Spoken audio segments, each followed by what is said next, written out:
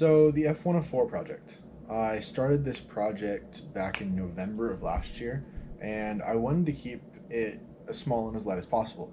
Um, so I actually used a 64 millimeter EDF, and I believe the wingspan was only like 22 inches. So it was a tiny, tiny little airplane. I have some pictures of it. I'll put right there.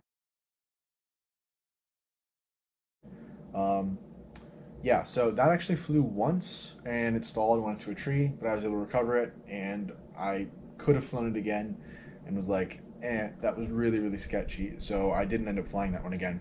And instead I decided to redesign it. So I increased the wingspan 120% and I tried flying it again. That actually didn't work at all. I'm still not 100% sure why. I think it's because I screwed up the aspect ratio. So when I did the calculations, I just made a thinner wing. I didn't actually do any calculations on that. That's probably why it failed. Okay. So then I tried the project again back in March, and I did a redesign of the whole project.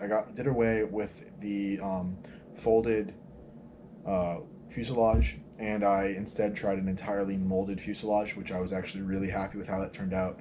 I flew it again, some issues, some teething problems, and then I built another one. I iterated the design. I got some input from Ben Harbour, of all people. He was really helpful. Thank you, Ben. And then I tried another time again. So the video that you're about to see of this F-104 Starfighter that I've gone through and I've designed and built a couple different times is now on its sixth iteration, and I've already redone the design for its seventh iteration. The main issue between the last two iterations is the undercambered wingtips. They need to be cambered. It's going to add some. It's going to decrease the drag and add some miles per hour, some speed to my airplane, which this thing badly needs. I really need to try flying this off of a 6 cell. I think that will make this plane just perfect. Um, kind of designed it, redid it at the same time that I started designing and working on an F-105 Thunder Chief. And I don't know if any of you guys were at Flight Fest, but if you guys saw, Adrian Chupp had an F-105 that I designed, but he stuck 6S on it, and it was just butter. It was an amazing, amazing flying plane at that point.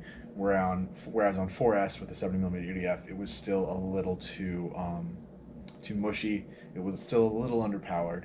The 6S just made it really, really good. So I'm gonna get some video of that flying, and I'll hopefully have some of that soon.